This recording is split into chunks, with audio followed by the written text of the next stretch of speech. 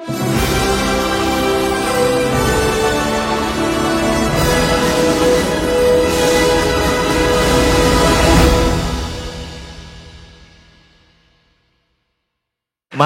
oke silakan duduk. Boleh dipegang dulu mic-nya Pak Roni, kemudian Bu Nancy dan juga David yang nanti akan bergantian ya. Kalau tahun lalu saudara ingat bahwa dua putri dari Pak Roni sudah memberikan kesaksian, betul Pak Roni ya? Melalui sebuah video betul ya di tahun lalu ya. Dan juga David sedikit saja, padahal seharusnya tahun lalu David juga berada di sini.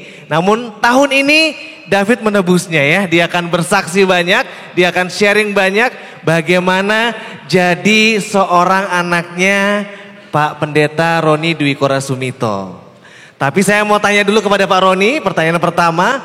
Pak Roni, sebagai seorang ayah Pak Roni, harapan apa yang Pak Roni dan Bu Nancy taruh di pundaknya David sebagai anak pertama?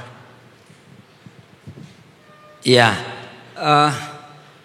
jadi begini, kami tuh mengerti bahwa anak itu upah pemberian Tuhan. Jadi saya berusaha bersama istri saya untuk pada waktu itu kita selalu bangun mesbah untuk mencari tahu kehendak Tuhan buat dia itu apa. Karena saya pikir yang terbaik buat David waktu dia kecil itu tentunya adalah kehendak Tuhan buat dia gitu ya. Jadi kami terus berdoa. Waktu itu dia kemudian lahir dan umur berapa bulan gitu, 3 bulan. Ya kami biasa mendoakan dia bahkan dalam kandungan dan dia lahir kami terus doakan tumpangi tangan. Sampai satu waktu, nah istri saya ini waktu kita selesai berdoa itu, ya percaya atau tidak ya, tapi ini bukan ngeroh ya. Dia mendapatkan satu penglihatan. Di mana di kamar kami itu ada sinar yang datang dan terasa hangat di tubuhnya. Dan kemudian satu pribadi itu berkata, ya untuk dia, untuk anak saya. Dan kurang lebih gitu, dia sebetulnya yang, atau kamu yang ngomong, kamu aja yang ngomong. Saya bilang sama panitia seharusnya jatahku kan udah selesai kemarin ya. Kamu tambahin lagi bikin deg-degan lagi saya ini. Jadi ceritanya doa pagi Pak Roni keluar. David masih 3 bulan dia terbaring di samping saya. Begitu Pak Roni keluar tiba-tiba ada satu cahaya. Itu benar-benar saya merasakan nyata gitu ya. Bukan mimpi atau bukan sadar. Terus datang di sebelah saya seperti sesosok berdiri. Terus dia angkat tangan saya di atas kepala David, terus dia bilang gini, kamu akan kujadikan nabi bagi bangsa-bangsa. Saya heran, tapi saya dapat inspirasi dalam hati saya, yang dimaksud itu bukan saya, tapi buat anak saya. Terus kemudian saya mendapat suatu lihat batu karang besar, David itu duduk di atasnya, kemudian saya suatu gelombang besar. Saya dapat inspirasi lagi bahwa itu gelombang manusia dan David jadi berkat bagi banyak orang. Walaupun sekarang dia berbisnis, tapi buat saya menjadi nabi bagi bangsa-bangsa kan tidak mesti harus jadi pendeta. Dan dia bisa menjadi nabi di marketplace seperti itu ya. Itu harapan saya. Baik, harapannya sudah disampaikan oleh kedua orang tuanya. Sekarang giliran kita akan tanyakan langsung kepada David, bagaimana sepanjang perjalanan hidup ini meresponi harapan yang luar biasa itu David. Saya berikan waktu kepada David, silakan. Oke, shalom semuanya. Ya, kalau menjawab pertanyaan ini susah ya kalau tanpa harus menjelaskan terlebih dahulu, memberikan kesaksian. Seberapa banyak saudara semua diberkati oleh conference ini ya. Dan ini sudah hari terakhir. Ya, berikan tepuk tangan untuk kemuliaan Tuhan. Ini sudah hari terakhir ya, dan juga setelah makan siang. Jadi kita a bit relax ya, santai, a bit fun. Ya, mungkin yang kalau lagi capek bisa ya goyangkan badannya sedikit. Karena saya mau storytelling ya. Kalau menjawab pertanyaan kayak Januar tuh panjang jawabannya. Jadi just sit back and semudahan apa yang saya sharingkan bisa menjadi berkat bagi Bapak Ibu gitu ya. Nah sebelumnya saya mau bertanya dulu. Yang pernah datang ke LC tahun 2013 boleh nggak angkat tangan? 10 tahun yang lalu. Kecuali Om Tante, kecuali Bapak Ibu Gembala. Yang ikut 10 tahun lalu, oke. I don't think it's under 5% ya, di bawah 5%. Jadi karena apa yang mau saya sharingkan ada yang mirip-mirip gitu ya. Tapi secara overall beda gitu. Cuma ada beberapa kesaksian yang ingin saya sharingkan yang mirip dengan 10 tahun yang lalu ya. Nah, tahun 2010 papa saya ajak saya sebelum saya terbang ke USA untuk kuliah ke Surabaya, Bapak Ibu, untuk menghadiri sebuah conference dari gereja yang sangat besar. Saya tidak mau sebutkan namanya. Di conference itu ya, para gembala-gembalanya itu dari kota A, kota B, kota C, presentasi Bapak Ibu. Kita lagi bangun gedung ini, kapasitasnya segini. Lalu gak mau kalah lagi yang di kota B. Kita juga lagi bangun gedung ini, bahkan belum jadi, 3D, masih 3D. Dan jemaatnya akan begini, akan kapasitasnya segini. Begitu pulang saya ngomong sama papa saya, ini conference apa toh Pak? Kok saling membanggakan, dan yang dibanggakan itu adalah gedungnya atau asetnya gitu. Saya bingung. Nah, saudara, kalau saudara amati dari hari pertama KLC, kita bukan fokus kepada bangunan atau gedung atau asetnya, tapi kepada manusianya. Amin, kepada gerejanya. Ini konferensi keren banget saudara, karena ini konferensi kebudayaan. Kita membangun sebuah budaya dan membangun manusia, bukan gerejanya. Ya, karena jadi bersyukurlah, sekali lagi tepuk tangan buat konferensi ini, luar biasa. Jadi I'm so thankful for this conference. Dan saya juga mengikuti beberapa tahun yang lalu, 10 tahun lalu saya sharing, dan juga 5 tahun lalu saya memimpin pujian di ini, dan saya selalu terberkati ya. Dan kita selalu bahas tentang fathering and son ya di keluarga besar roh kita. Nah, cuma jujur aja Bapak Ibu, sebenarnya tuh saya nggak mau datang gitu ya, karena sebenarnya Papa udah ngomong dari 2 minggu lalu, Fit, Pak Arifin minta kamu untuk bicara di KLC. Waduh Pak, saya ini baru masuk di sebuah perusahaan baru Bapak Ibu ya, jadi masih karyawan baru. Jadi gak enak gitu kalau langsung izin gitu kan. Belum nyampe 2 bulan gitu. Nah terus, tapi Papa gak ngomong ke Pak Arifin rupanya. Jadi jadwal sudah terbit minggu lalu. Waduh, nama gua kok masih di situ ya gitu kan. Kan gak enak gitu juga nolaknya. Nah jadi kemarin Senin kemarin, Tuhan tolong Tuhan, kalau memang kau mau aku bicara di KLC, untuk hadir di KLC, berikan aku pertanda Tuhan. Senin pagi, jam 6 pagi waktu saya doa. Saya ke kantor, nyampe kantor jam 7:30, kantornya mulai jam 8. Nah, gak tahu kenapa hari itu saya lagi mau ke minimarket. Di bawah kantor tuh ada minimarket. Pas ke minimarket, ketemu sama HRD-nya. HRD-nya adalah si Ko Gary, dulu di Rock RCC. Waduh, orang rock juga kan, jadi kenal Pak Arifin. Bro, gimana nih bro? Gue ada di jadwal untuk KLC bro, dan yang suruh langsung si Babe, Pak Arifin. Oh ya sudah, gampang. Tinggal izin ke atasan kamu oke, sudah kamu bisa pergi. Puji Tuhan ya, saya langsung ngomong ke atasan saya langsung oke, gak apa-apa, kamu boleh pergi. Haleluya, and here I am. Dan yang kedua, sebenarnya apa yang mau saya sampaikan tuh gak enak saudara. Saya jujur kurang nyaman, karena saya kali ini bukan bersaksi saja tentang mujizat atau kebaikan Tuhan, tapi ada di saat waktu momen saya juga lagi bergumul dengan kehidupan saya, gitu ya. Cuma Papa bilang, Fit, ayo, waktunya kamu tuh sharing, ya. Dan kalau Papa saya udah suruh, saya susah nolaknya, saudara. Kenapa? Karena bulan Januari saya mau menikah. Kalau saya ngelawan Papa saya, nanti saya nggak dibiayain nikah, saudara ya. Jadi ya sudah. Tunduk aja ya. Langsung aja ke slide ya. Saya sudah siapkan slide Kingdom Legacy ya, karena ini adalah temanya tentang Kingdom Legacy. Oke, next. Nah, saya akan mau sharing saudara tentang bagaimana rasanya sebagai anak gembala, dan juga tips bagi couples yang sedang memiliki or akan memiliki anak-anak ya.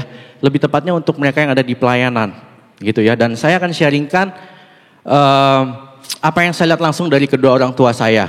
Oke, next, yang pertama poinnya adalah keteladanan hidup. Ya, seringkali pasti Bapak Ibu, para leader di sini pernah mendengarkan khotbah papa saya tentang keluarga, dan yang dibahas salah satu poinnya adalah mesbah keluarga. Ya, setiap pagi mereka tuh membangun mesbah keluarga.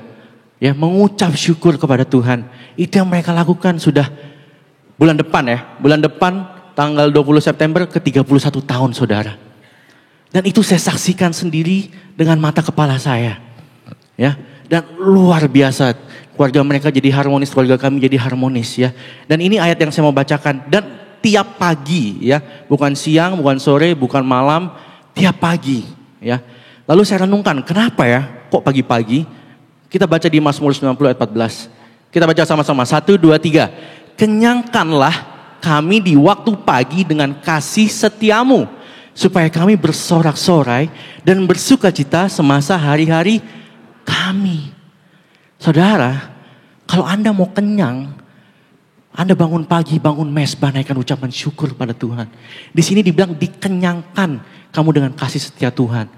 Ya, di kita di masing-masing di Rock bulan ini temanya adalah tentang loving one another. Bagaimana kalau kita memiliki love to love one another? Caranya bagaimana? Kita harus kenyang dulu, saudara. Karena kalau kita kenyang itu sudah otomatis kita kasih ke orang lain tuh gampang gitu. Bukan jadi sebuah paksaan karena kita tuh udah kenyang duluan. Ya bayangin kalau saudara makan sudah kenyang, pasti lebih gampang buat ngasih orang lain. Benar? Setuju? Ya, next. Nah, sorry belum. Nah, jadi ini yang saya contoh ya. Dan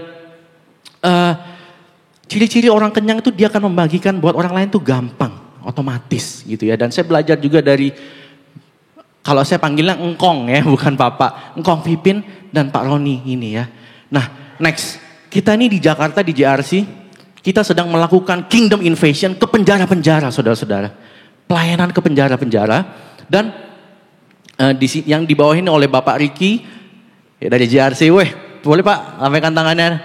Pak Erwin dan juga Bang Rio, terima kasih. Kami nggak mau sekedar hanya pelayanan, main musik, khotbah, pulang, that's it, no. Tapi kita bangun kelas pemuritan, saudara-saudara, dan rutin, ya, sehingga kita menginvasi di tempat yang tidak ada harapan tersebut. Nah, lucunya gini, saudara, karena kita belajar juga tentang love one another ya. Di salah satu narapidana yang ada di penjara ini, ya, namanya saya tidak juga akan sebutkan.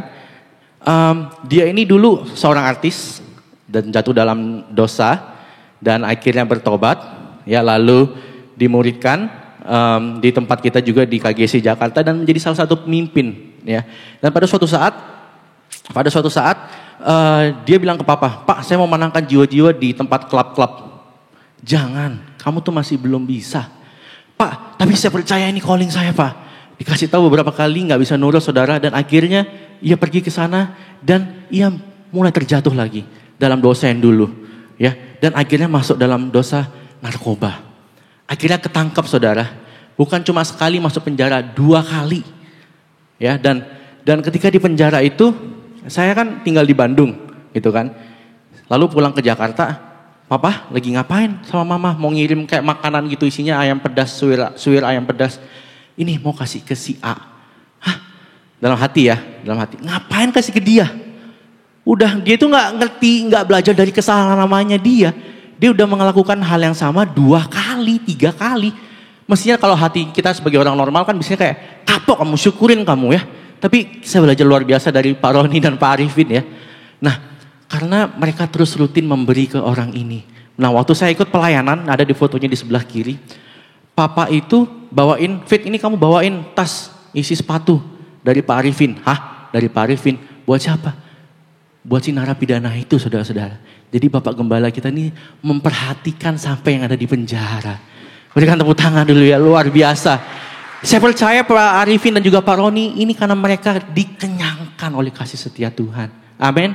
Dan kita semua mau juga dikenyangkan, makanya kita mau bangun mesbah tiap pagi. Oke? Dan next, efek dari mujizat, efek dari membangun mesbah tiap pagi ini adalah mujizat, saudara. Ya. Jadi dari kecil saya tuh sudah melihat mujizat begitu banyak rupa di kehidupan saya, saudara. Ya, kalau saya sharingkan ini, saya selalu nangis. Kalau saya nangis, papa saya ngomong aja ya. Jadi contohnya, saudara, padahal mama saya sudah pesan dari pagi, kamu nggak boleh drakor loh ya, nggak boleh nangis. Tapi tiap kali saya kesaksian ini, Tuhan tuh seperti bilang dalam hati saya, David, I love you so much. Saya setia sama kamu meskipun kamu tidak setia. Ya. Jadi dari kecil papa saya sudah selalu ajarkan kamu bangun pagi, mesbah keluarga. Saya ingat suatu saat tahun 2001 kerusuhan. Mohon maaf bagi teman-teman yang dari JRC atau dari yang udah tahu saya dari kecil, mungkin tahu juga kesaksian ini. Saya ingin sharingkan secara cepat. Di situ saya masih berumur 6 tahun. Intinya adalah minggu depan saya ulang tahun. Saya papa mama juga nggak ada duit karena kita baru kerusuhan, jemaat lagi mengungsi, keuangan penurunan. Dan saya umumkan di sekolah minggu, teman-teman minggu depan saya ulang tahun, kita akan rayakan rame-rame di sekolah minggu. Padahal uangnya nggak ada, saudara. Dan di kamar yang kecil, kadang kita juga lagi ngungsi ya, mungkin dari gitar sampai sana sampai sini, Papa cuma bilang kamu berlutut berdoa sama Tuhan, minta sama Tuhan. Dan saya berlutut saudara, saya bilang Tuhan, aku mau ulang tahun Tuhan, tolong berikan berkat. Hari Senin saya berdoa, hari Selasa saya berdoa, hari Rabu saudara. Tiba-tiba saudara, ada seorang pasangan muda suami istri datang ke tempat pengungsian kami kecil itu di kantor. Pak, ini saya digerakkan Tuhan untuk kasih berkat buat David. Luar biasa ya Tuhan, kita bisa mendengarkan mujizat. Ya. Lalu yang kedua secara cepat saudara, yang kedua adalah intinya saya waktu itu tahun 2013, 10 tahun lalu saudara, saya benar-benar kami keluarga mengalami financial secara keuangan, secara kesusahan. Dan saya harus membayar tuition saya tinggal seminggu. Harganya $10,000 sedangkan kami di tabungan cuma ada $400 saudara. Tapi cara Tuhan tuh luar biasa. Tuhan Papa cuma bilang David, kalau tuh Yesus sudah melakukan mujizat ke kamu waktu kamu kecil, Yesus juga bisa melakukan mujizat sekarang. Jadi apa yang saya lakukan, saya cuma ambil gitar, saya memuji Tuhan, mengucap syukur, saya belajar dari contoh dari Papa. Dan apa yang terjadi saudara, secara cepat, karena minggu depannya juga pas waktu tuitionnya udah harus dibayarkan, Papa Mama pas diundang pelayanan ke luar negeri, ke Amerika juga. Dan puji Tuhannya sebelum berangkat ada yang memberkati $10,000 saudara. Sehingga nyampe saya langsung store, saya harus bayarkan dan here I am, saya bisa lulus. Dan bisa ada di depan saudara. Haleluya, berikan tepuk tangan bagi Tuhan. So that's the episode 1 ya. That's the episode 1 of my life. Jadi pertama yaitu tadi keteladanan hidup dan kedua mujizat. Nah ini kita masuk di episode yang berikutnya saudara. Ya yang sebenarnya saya cukup malu untuk bersharingkan, tapi biarlah ini menjadi kesaksian bagi saudara. Jadi next yaitu adalah apa? Doa. Ya di tahun 2018 saya for good saudara, saya pulang dari Amerika. Tadi mama saya sudah sampaikan visi yang didapatkan dari Tuhan, tapi saya sempat tuh jauh banget dari Tuhan. Ya saya to cut the story short, saya dipercayakan untuk mengelola sebuah perusahaan. Di ketika umur saya masih 26 tahun, saya menjadi direktur perusahaan yang saya pimpin berhasil IPO. Saya mendapatkan fasilitas segalanya, mobil, tempat tinggal, saya mendapatkan bonus yang cukup besar dari bos saya. Tapi di satu sisi saya juga stres saudara, karena saya menghadapi masalah-masalah seperti pabrik kebakaran, sehingga 30% produksi saya harus hilang. Lalu COVID datang, saya jam 6 pagi ditelepon saudara sama satpam saya, Pak, karyawan pada gak mau kerja. Kenapa? Karena THR-nya dicicil, karena waktu itu COVID. Jadi saya harus menghadapi situasi yang begitu berat saudara. Dan inilah ayat Alkitab yang dibilang tuh pergaulan yang buruk merusak kebiasaan yang baik itu terjadi saudara. Saya bergaul dengan teman-teman yang memang jauh sekali dari Tuhan. Bahkan saya sekamar dengan saudara tahu Lucifer ya? Ini kakaknya Lucifer saudara. Saking hancurnya saudara. Sehingga kebiasaan yang saya bangun dari dulu yang Papa ajarkan tuh, dan juga COVID. Saya sudah jarang sekali ke gereja, Papa Mama pulang, ayo pulang ke Jakarta, ke gereja. Saya selalu cari alasan. Sehingga akhirnya saya jatuh saudara. Jatuh begitu dalam di dosa. Ya kalau Papa saya dulu sharing saudara-saudara, kalau Papa saya dulu mabuk-mabukan. Saya lebih dari itu saudara, 2 kalinya saudara. Saya bisa habiskan 1 botol whisky itu berdua sama teman saya saudara. Dan anehnya sampai jam 4 pagi, jam 6 pagi saya pulang mandi, WL di gereja saudara. Itu saya lakukan saudara saking bandelnya. Ya, kalau Papa saya bilang mabuk lagi, itu yang saya lakukan saudara. Ya, lalu Papa saya dulu ngerokok. Saya juga nggak mau kalah, saya 2 kali. Saya 2 pack sehari, nggak cuma rokok, saya vape, saya sisa semuanya. Kecuali ganja dan obat-obatan saudara. Dan kalau wanita, Papa dulu pernah sharing, diputusin satu wanita, udah desperate banget. Aduh saya cuma bilang kasihan dia loh. Ya, kalau saya dulu prinsipnya mati 1 tumbuh 1000 saudara. Wah jadi saya player banget ya. Yang kayak lagu lelaki, buaya darat. Nah itu saya saudara. Ya saya jatuh dalam pacaran yang salah, pergaulan yang bebas, lintas agama, lintas budaya. Semua saudara saya hancur. Dan terakhir Mama bilang, saya waktu itu bilang ke Mama, aku mau punya tato. Hah, kamu anak kafir nanti, gak baik tuh tato, jangan. Akhirnya saya nekat saudara, ini bikin duluan. Ya, terus tanya, kenapa kok ada tato? Om Frankie juga ada tato.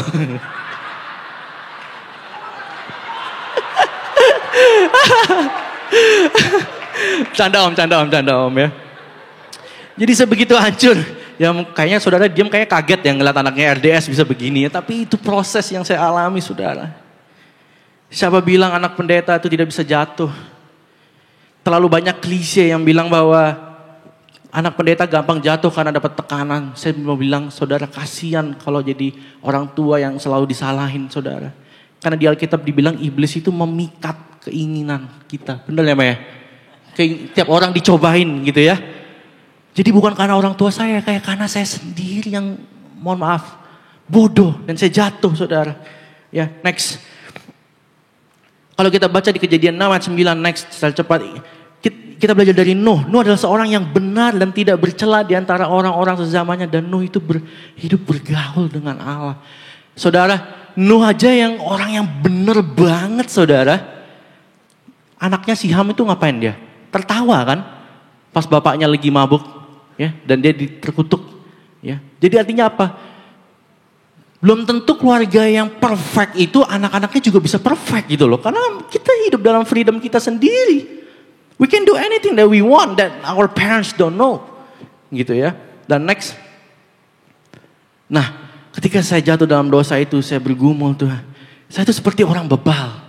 Ya, di dalam Amsal 18 ayat 2. Saya sudah cocok jadi pengkhotbah ya Kong ya. Nanti ikut S2 STT Kingdom ya. Haleluya. Dibilang orang bebal tidak suka kepada pengertian, hanya suka membeberkan isi hatinya.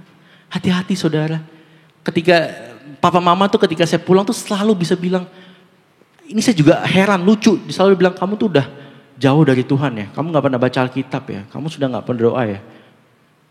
Dan saya selalu cari alasan, enggak lah aku nih, ini kok kemarin tuh gak gereja gara-gara aku ada meeting, dipanggil sama bosku gitu.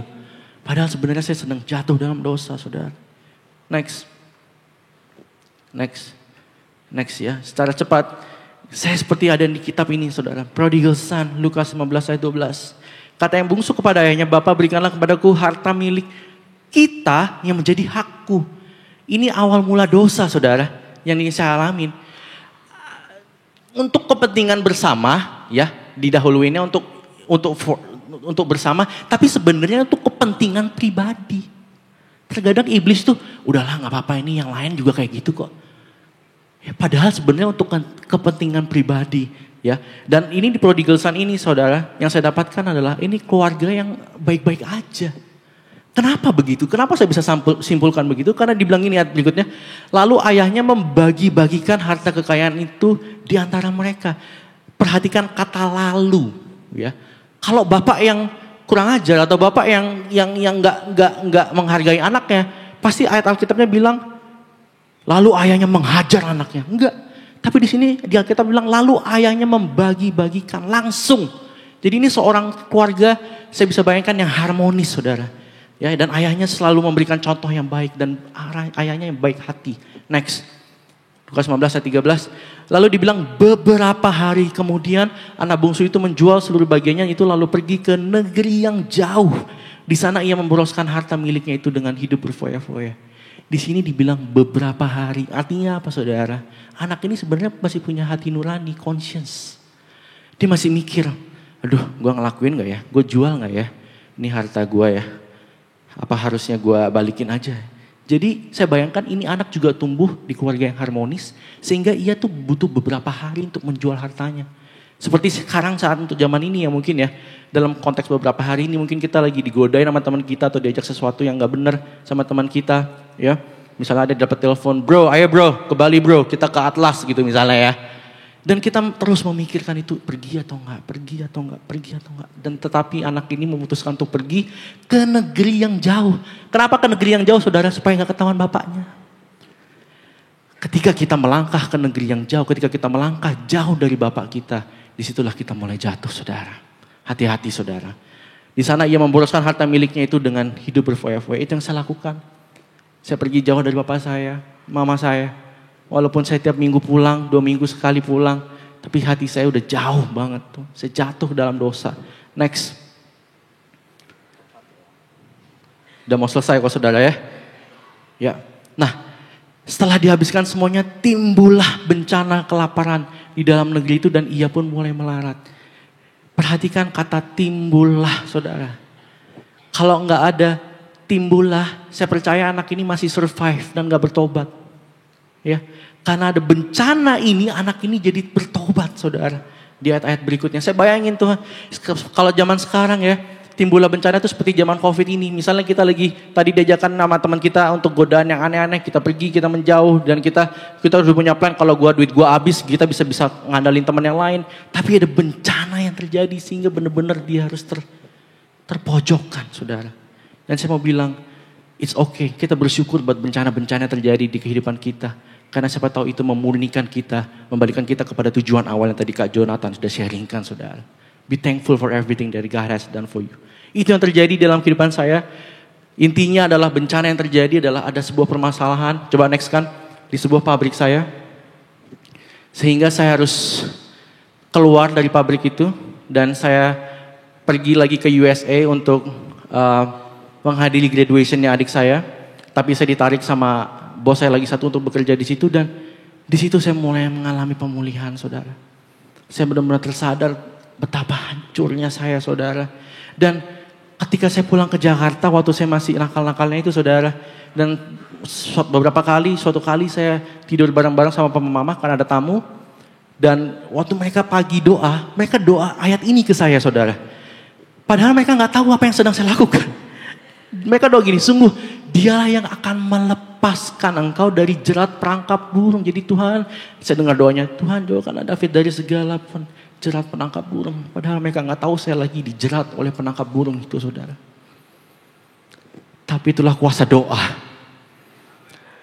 Jangan pernah capek untuk berdoa buat orang yang Anda sayangin. Keluarga Anda, saudara Anda. Terus doa. Mungkin sekarang tidak terlihat hasilnya. Keep praying, doa. Saya percaya suatu saat akan terjadi, saudara. Amin. Dan itu yang terjadi. Saya pulang. Akhirnya saya ke Amerika, lalu saya balik lagi ke Indonesia next. Saya mengaku ke papa mama saya. Seperti Bapak di Lukas ini ya. Dia next kan langsung aja. Sampai the end of the slide ya. Itu yang saya lakukan. Saya pulang, saya ngaku dosa ke papa mama. Pa, ma. Aku udah bikin malu papa mama. Aku udah kecewain papa mama, aku minta maaf.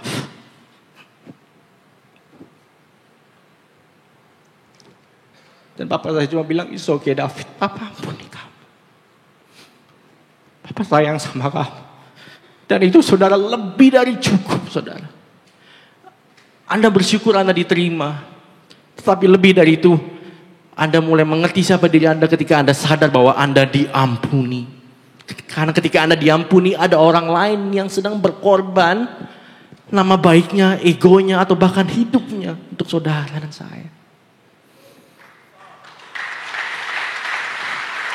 And that's what I did. Dari kecil, memang papa itu lebih, kalau sama adik-adik ya di sini diterima, diampuni, dan terlebih lagi Tuhan Yesus mau kita mengampuni, saudara. Jadi waktu dari kecil, memang papa itu typical Asian lah ya.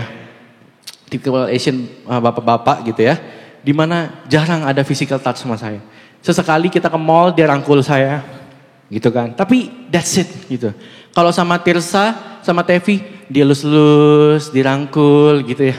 Nah, kalau mama saya, saudara, saya sentuh sekalipun gak boleh, saudara. Karena katanya yang boleh sentuh mama cuma papa. Ya.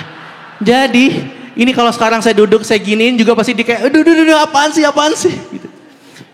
Jadi dari kecil tuh saya jarang disentuh gitu, saudara. Dan bukan berarti itu buruk ya, saya juga tidak rasa haus akan sentuhan, enggak. Tapi apa yang membuat saya spesial ini, saudara, di salah satu KLC, that's why I'm so thankful for this conference, thankful buat Pak Arifin juga. Wow, di salah satu KLC, saudara, di Rock Leadership Summit, di situ Pak Arifin bilang, ayo anak-anak, kita belajar tentang Father and Son, kamu datengin bapakmu, kamu minta maaf, kamu pemulihan. Di situ saya pertama kali saya memeluk bapak saya, itu 5 tahun yang lalu, 2018. Saya datang, saya I'm sorry. Kalau saya pernah melukain papa, saya minta maaf. Dan di situ pemulihan terjadi, saudara. Walaupun itu terjadi 5 tahun lalu, dan saya sempat jatuh, tapi memori itu masih melekat di dalam pikiran saya, saudara. So I wanna leave you with this sebagai kesimpulan. Nomor satu mujizat, nomor satu keteladanan hidup, dua mujizat, yang ketiga doa, dan yang keempat penerimaan dan pemulihan. Kalau Anda lakukan keempat-empatnya itu, saudara nggak perlu ngomong ke anak saya, kamu bikin malu papa mama, karena mereka tahu jalan pulangnya mereka, saudara. Next. Nah, puji Tuhan saya mengalami pemulihan. Next, sehingga di JRC saya juga confess kepada salah satu penatua kita, Ko Jansen, dan juga ketua Present Worship saya, Kore, yang kemarin main keyboard, tentang masa lalu saya sebelum saya memulai pelayanan lagi. Karena I want to start this ministry dengan fondasi yang benar. Sehingga puji Tuhan, Tuhan percayakan lagi tuh pelayanan lagi di JRC. Dan puji Tuhan saya bisa menjadi inspirasi juga buat salah satu anak komsel saya namanya Daniel. And he's sitting over there, Daniel. Dia punya Instagram, next. Dia, bukan balik lagi sebelumnya. Ya, jadi si Daniel ini dari Medan merantau ke Jakarta sendirian. Dia sempat merasa lonely, dia sempat mau bunuh diri, suicidal thought, ya. Tapi lihat ini message-nya, saudara. Dia bilang, Ko, I just want to say thank you for the amazing opportunity you gave me. Jujur sebenarnya kemarin sudah sempat kehilangan harapan, tapi Tuhan memang baik. Tuhan mempertemukan saya dengan komunitas Ko David. Atas kasih karunia Allah malam ini saya banyak merenung dan Tuhan banyak memberikan saya inspirasi dan harapan ke depannya. Puji dan syukur kepada Allah yang Maha Kuasa. Saya cuma mau bilang gini, saudara. Tidak peduli masa lalu, saudara. Tuhan sanggup memulihkan dan Tuhan akan memakai untuk lebih lagi untuk kemuliaan namanya. Next. So, it's good to have a monument that you can celebrate. It's great to have a moment or moments that you can cherish. But it's best to have memories that you can remember for the rest of your life. Saya berdoa dan percaya bahwa KLC ini akan menjadi memories yang luar biasa untuk Bapak dan Ibu di tempat ini. Shalom dan Tuhan Yesus memberkati. God bless you. Terima kasih David. Dan karena waktunya sudah habis, nanti untuk saudara mau konsultasi langsung sama keluarga Pak Roni mengenai bagaimana pemulihan itu terjadi, boleh langsung Bapak Ibu Saudara ya. Sekali lagi terima kasih Pak Roni, Bu Nancy dan juga David. Boleh berikan tepuk tangan sekali lagi. Sungguh sebuah kerendahan hati dan kebesaran hati yang luar biasa ya untuk David ya. David Jonathan Sumito ulang tahunnya sama dengan saya. Dan saya lihat tadi ketika dia menyampaikan firman Tuhan, dia jauh lebih baik dari saya.